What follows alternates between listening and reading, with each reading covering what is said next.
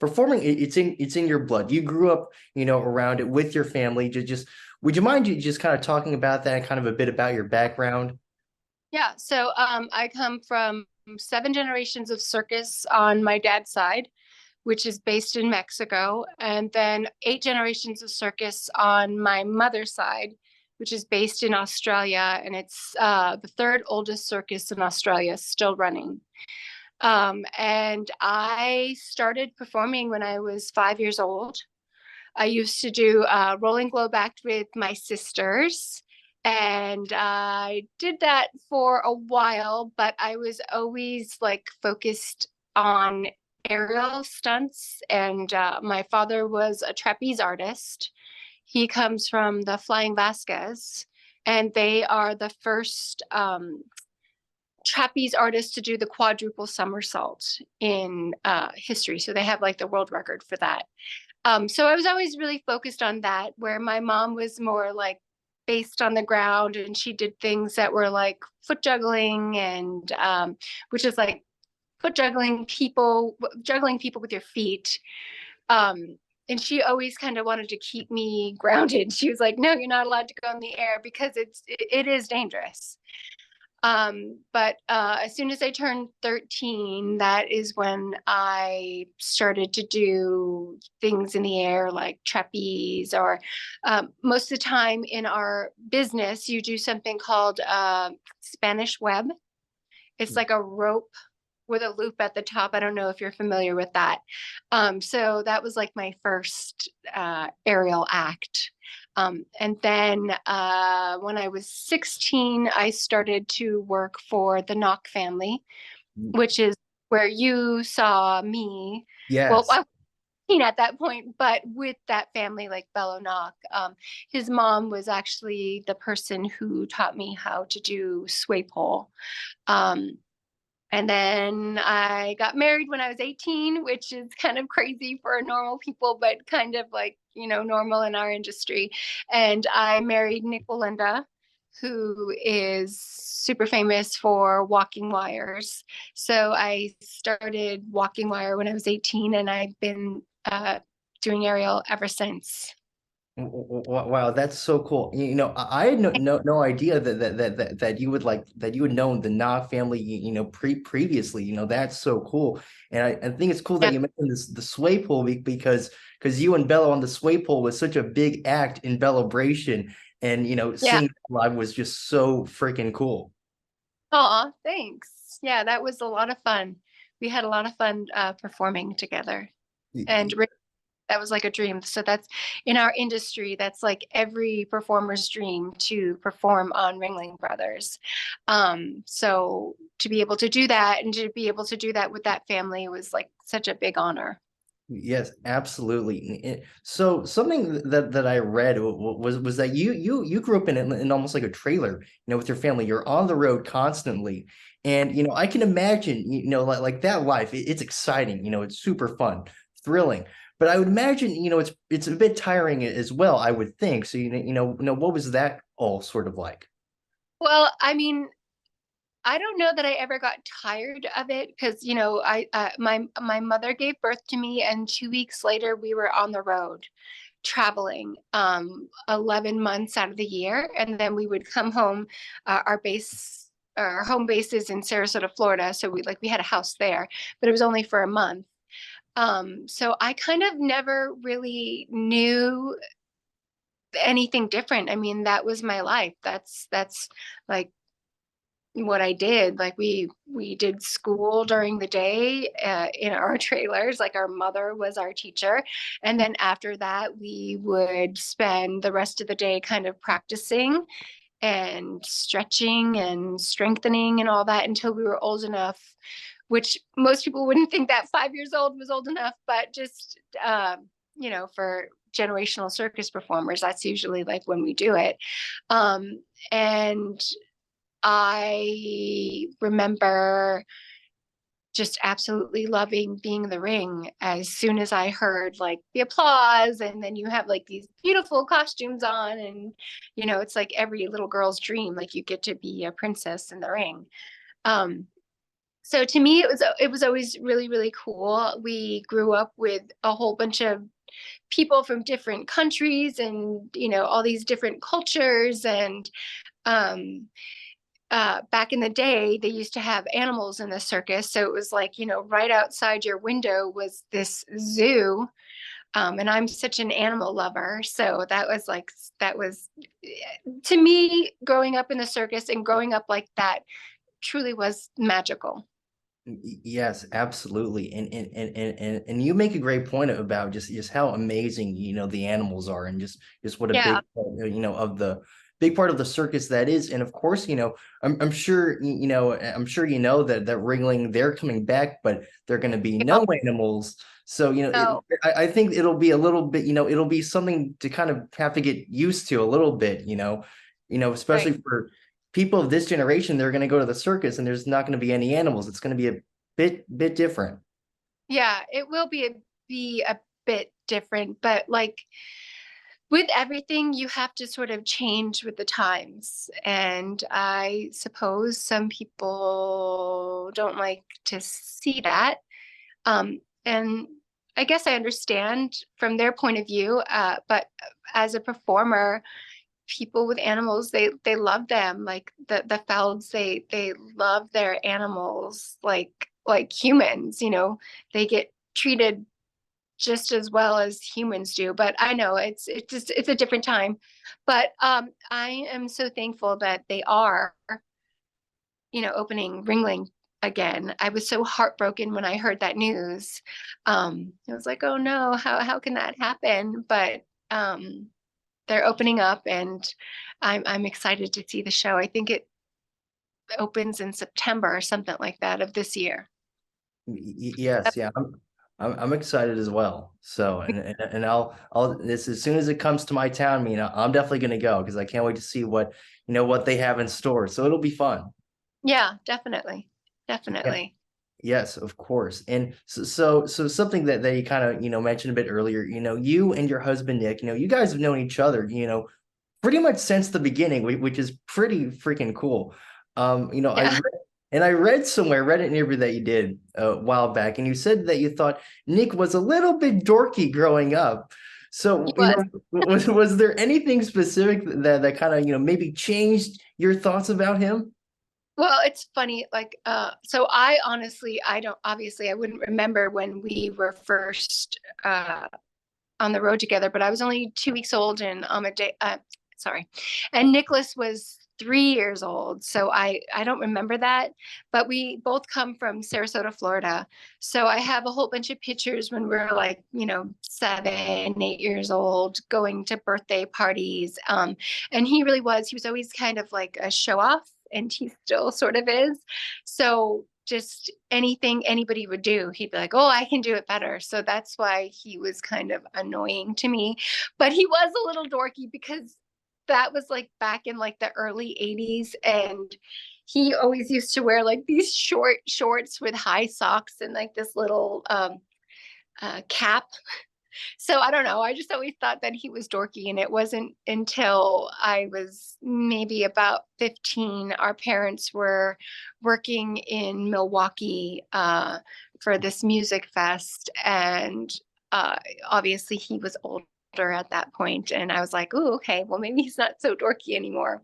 And then we just hit it off and started going out. And then we're married. Yeah. Yep, and then the rest was history, right? Yeah. The rest was history. Yep. Yep, yep, absolutely. And now we touched on this a little bit earlier, but of course, no, I have to bring this up because of course, I saw you and your husband both perform for Ringling Brothers. Like I said, it was part of the Celebration tour.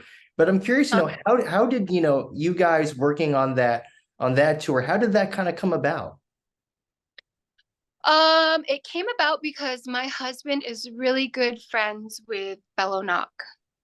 And he was looking for a female to do sway poles with him. And it just so happened that we were performing in Raging Waters in San Dimas, California, and the show was near there, like the season previous to us, and he came and he watched us perform and then asked if we would be willing to perform with him the next year on Ringling. And I'm like I said before, it's kind of every performer's dream. So we were like, absolutely. And so that's how that all came about.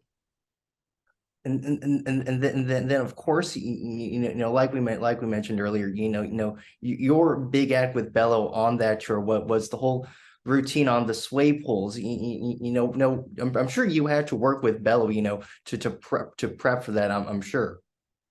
We did. So Ringling has about like, well, when we were there, it was 6 or 8 weeks, I don't remember because it was a while ago, of just rehearsal time.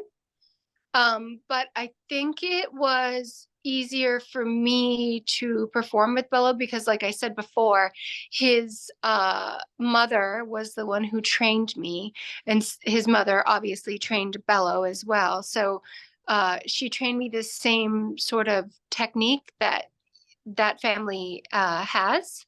So we were able to sort of perform pretty easily together because we sort of know what's supposed to happen. But we had like, I don't quote me because I think it's like 6 or 8 weeks of rehearsal time with Ringling. Right. Yeah, because what I remember that about that act is I remember watching it live, and I always loved the part when you guys kind of come together. You guys are on your separate sway poles, then you guys kind of come together, and then you guys Bello gets on the one that you were on, then you get on the one that Bello was on, and then you guys slide down. That's just stuck in my mind.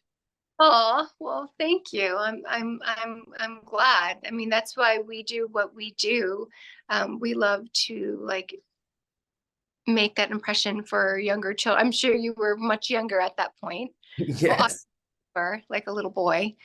Um, but that, I mean, that's why we do what we do to please the crowd. Yep, absolutely. Yeah, it was crazy. Yeah, because I checked back on the date of the show, and I was 6 years old on that date, which is crazy. And Oh, and I'll tell you what, that show, it stuck with me all these years, and I still have the souvenir DVD all these years, and I still okay. watch it from time to time. That's awesome.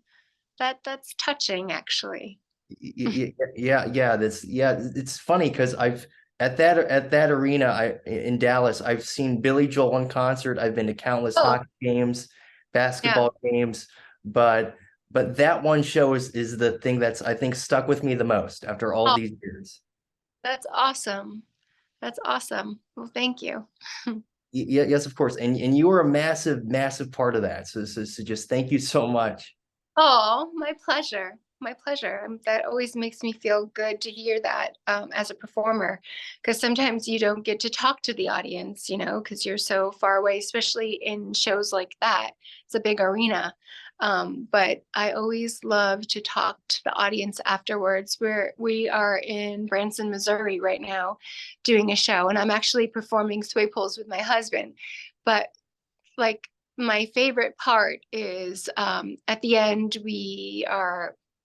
we encourage like the audience to come and talk to us and ask us questions, and so that really it really like touches my heart to see like all these little kids and even like grown-ups come and say nice things. Yes, absolutely, and I just think that that's it's such a magical thing. No, the fact that performing in the circus, it can have an effect on these people that can last for years. And I think that just shows what a magical thing the circus really is.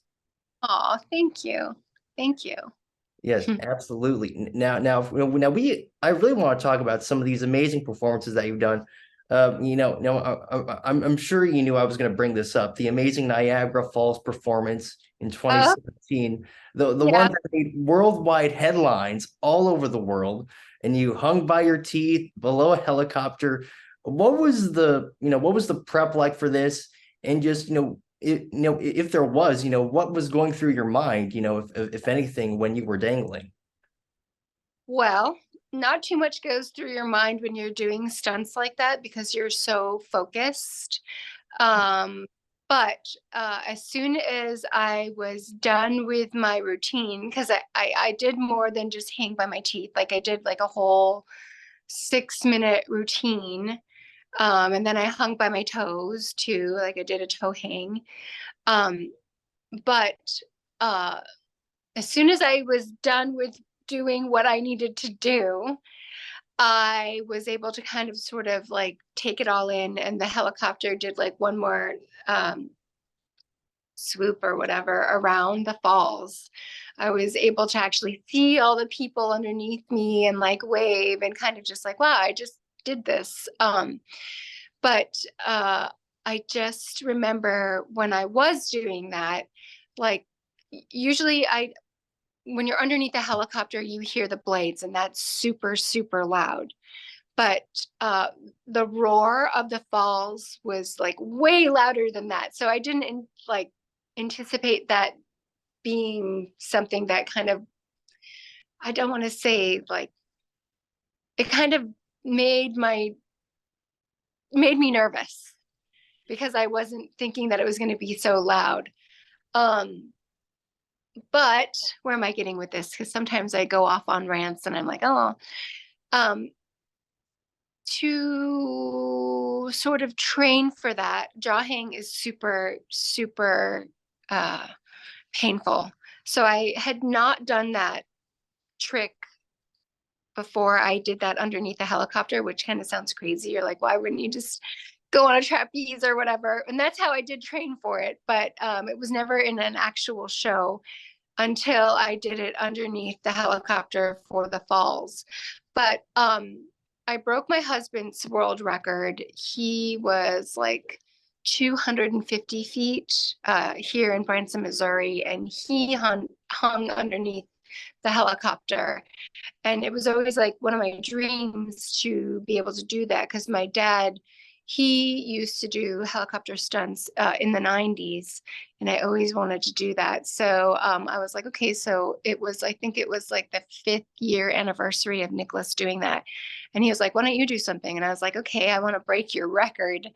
And he was like, okay. So I broke his record, and I had to train. I think I trained for like 3 months to be able to like endure all the weight on my jaw because obviously humans are not meant to do that. Um, and now we have it in our act, in our normal wire act. Like my husband will go on the wire on a bike, and underneath the bike, I will do the jaw hang and kind of do like a jaw spin. So yeah, super painful. I wouldn't recommend it. Yeah. I do not think, I don't know. I do not think the average human being could do that. And I think I also read that I think you had like a special mouth guard, like made or something like Yeah, that. yeah. So back in the day, because this is kind of like an old school trick. Obviously, I'm not the first person to do that. They used to take leather and like one of my aunts, she used to do it. And you would like bite on the leather for a really long time till it like molded your teeth. And one of my husband's best friends is a dentist, and he's like, okay, why don't we try to do this a little bit differently so that we can protect your teeth? Because obviously, I want to have teeth. But he made it so that it's kind of like a just for people who wouldn't know, like kind of like a night guard. So it really molds to my teeth nicely so that I don't, break any of my teeth because that would be a bummer. Yeah, it's a very good thing that you had that Yeah. because if you didn't, well, I don't know. Yeah. Probably wouldn't go as well. No. No, it wouldn't. Now, something I actually found out recently, and this relates to the Niagara Falls performance. Did you know that your performance was used as a topic for a question on the British game show The Chase? Did you know at all about this? Okay, so I didn't know about that. And then I have a cousin that lives in London, and he screenshotted it to me, and I was like, oh wow, I had never even heard of that game show before, but he's like so excited. He's like, that's my cousin. So it's pretty cool. Yeah, yeah, I know. I mean, that's one of the biggest game shows in the whole of UK, and then you're the topic of a question. I mean, that's pretty cool, I would say. Yeah, it really was cool. I didn't really know that the show was that big, but now that you tell me, that's pretty cool. Yeah, yeah, exactly. And the good thing is that the contestant got the question right. He correctly answered teeth. Ah, somebody So knew. yes, yes, that is a good thing.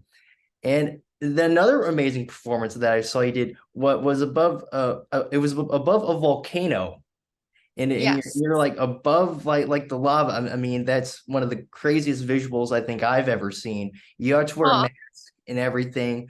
Just what was that experience like? And yeah. So that was, that stunt wasn't exactly the way it was supposed to be, because I was supposed to be underneath my helicopter. Well, not my helicopter, but my pilot's helicopter. And I was supposed to do that whole thing underneath the helicopter over the Messiah volcano. But the night before, the helicopter couldn't take off because something like with the wind and stuff like that. So we were going to have to cancel the stunt altogether. And then my husband was like, well, why don't we just rig your Lyra to, when he does all these walks, he has to wear a safety, because otherwise, like, networks won't like buy the show, because obviously we don't wear safeties, but because it would be really bad television if something were to happen, like it could really mess people up. So there was another wire strung over the volcano, and he was like, why don't we just put your Lyra on that, and we will put you over like I'm having brain farts, uh, the magma, and you'll just have to do the stunt that way. And I was really bummed out. And I was kind of like, I don't want to do something if I don't think it's going to be thrilling enough. But he was like, yeah, just do it. And like the TV people are like, you should do it. Just do it. So I did it. And I'm also an asthmatic. So it, like, the smell of that volcano was like intense, and it was, is it, oh, I thought you were frozen. Um, I had to wear that gas mask because like it would come up in waves, and it was so strong. It would like burn your eyes and like your throat. And I was super stressed out. I was like, oh man, I'm going to be like in the center of the wire on my Lyra and like have an asthma attack.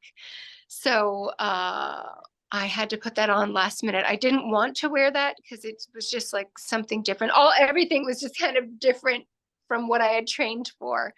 So it's funny because like that mask on my face was what was making me more nervous than anything. But I mean, I had to wear it. You couldn't breathe. So I want to maybe be able to do it again, but do it the way that I want to do it, which is underneath the helicopter. So we'll see. well, hey, that would be awesome. Yeah, yeah, yeah. Hopefully that can happen because I would absolutely tune in. That would be awesome. Well, thank you. Thank Yeah, you. yes, and also I did not know that you had asthma. So that's cool for me because I have asthma as well. So Oh, wow. yes, yeah, yeah. So I can relate. I can relate. Yeah, lots of allergies. I've had asthma since I was 2 years old, and it's never gone away. But I try to stay away from things that like cause flare-ups, and stay away from like dairy and stuff like that. So, Right. Yeah. Because yeah, whenever allergy season rolls around, it's like, oh, well, here we go again. yep. But yep. And so, the previous two performances I mentioned, they were awesome. And of course, you've done even just way more amazing performances. I know you've done a performance in Atlantic City. You even did a performance in a NASCAR race, which is super cool for me as a big sports fan. But what I want to know is, do you have a specific favorite performance that you've done throughout your career?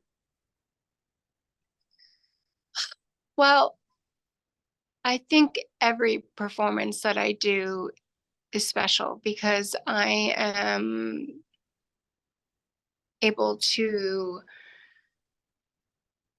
like, my work is something that I'm passionate about. So there's really never anything that's more favorable than anything else, because every time I go on stage, I feel like it's a blessing. Not too many people in the world like find their passion, um, let alone be able to do it like almost every single day. Uh, so kind of every performance is my favorite performance. It was like so glamorous being on Ringling Brothers. Those are always nice, beautiful memories. And then working on the Big Apple, that's also glamorous. But sometimes like my best performances, because I like consider myself an artist, uh, are just when I put on a really beautiful piece of music in I'm just performing for myself because I love it so much. Um, if that makes any sense. Yeah, yeah, yeah, absolutely. And I think it's special, that you have such a passion for what you do, and then you're able to do it for your career. I mean, I would say it's a pretty fun job to have. Yeah, it is a pretty fun job. Sometimes it's a little dangerous, but I always have to remind myself when I'm doing something dangerous. Well, I practice really hard, but I'm also like, okay, you could totally be sitting behind a desk right now for the rest of your life, which there's nothing wrong with that. Like some Yeah. people love that. For me, I'm super active and I like to go, go, go.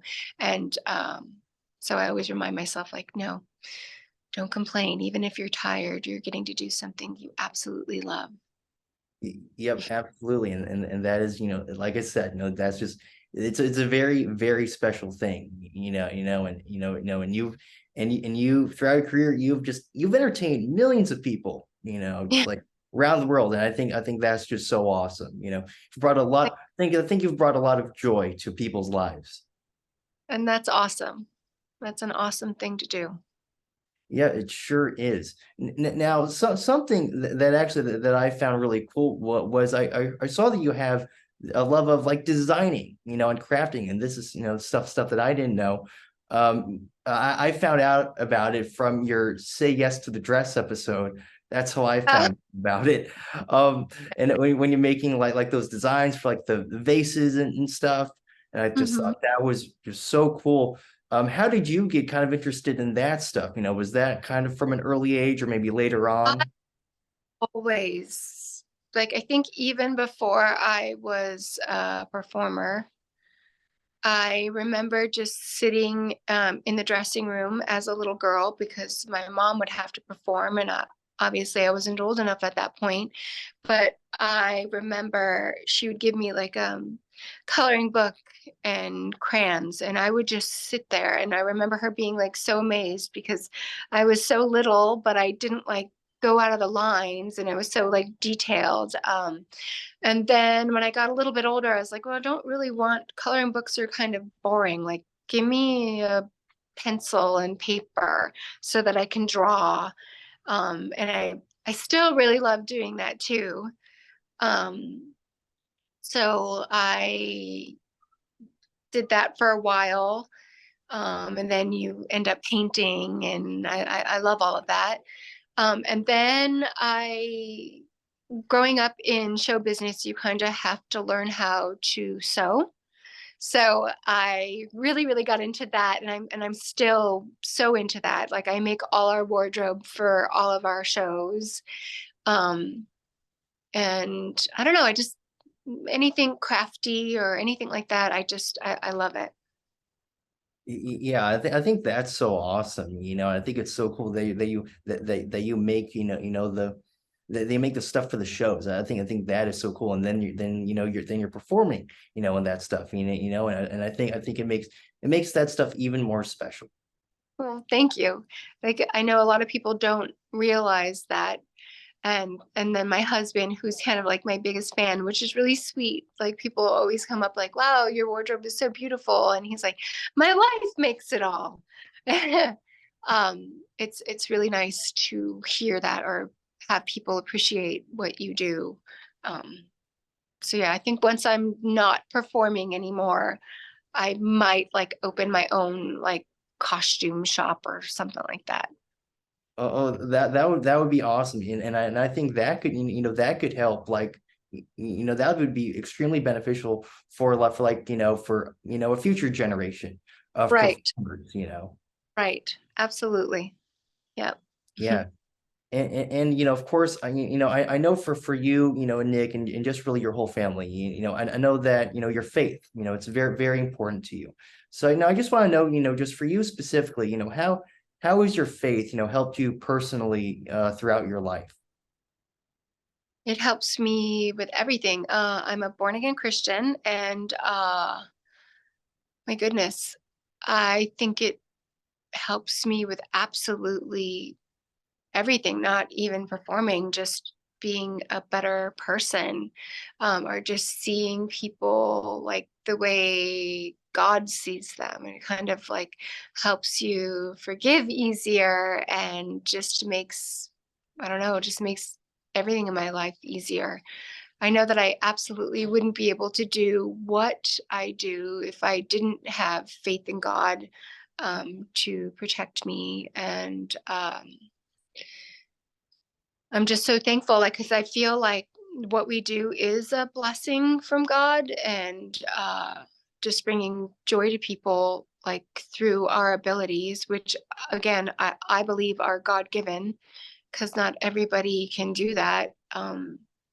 So I feel like if I didn't have all that, if I didn't have my faith, I wouldn't be able to do what I do or um, even be the person that I am. Not that I'm the greatest person ever, but I try to be and try to take my faith seriously and love people the way God loves them. Yeah, and I think what you just said is it's very, very powerful. It's very powerful, and it's really great to hear that, that your faith, has really, helped you and kind of helped guide you, throughout your life. I think that's really powerful to hear. Oh, well, thank you. Thank you. Yes, yes, of course. Now, of course, as we mentioned kind of in the beginning, uh, you're currently doing, you're doing performances, as you mentioned, in Branson, one of my favorite cities in the whole country. Love Branson. Would you mind kind of talking about that and just perhaps give some info on where people can come see you in action? Absolutely. So we are in Branson, Missouri, and we are performing at Silver Dollar City. There is an opera house actually in that amusement park. And we kind of shifted a little bit the way that we are doing circus now, because I think that me and my husband are getting older, and it's more about like motivating people rather than impressing. Although a lot of people do leave impressed because we are still doing like these crazy stunts. But we want people to kind of know the performer, because I feel like a lot of the times you just see these people on stage, but you don't really know their backstory. So we have like an LED screen, and each performer kind of tells you why they do what they do, and how many generations they've been doing it, and just kind of like a little inspirational message in everybody's act. So it's a little different, and we are here till the 23rd of July. We have 3 shows a day, 6 days a week, which is kind of tough, but we love what we do. Our dark days are on Thursdays, and our shows are at 11, 1:30, and our last show is at 4 o'clock. So if you are in the Branson area, come out and say hi. That is awesome. It's wow. I didn't know you guys were performing at Silver Dollar City. That's awesome. That's one of my favorite amusement parks in the Yeah, country. Have you been able to go on any of the roller coasters? of course. Of- Nice, nice. yeah, That's awesome. Is there a favorite that you like the most? I think my favorite is Powder Keg. It's like Oh right yeah. there, and that thing just like jets, and I love it.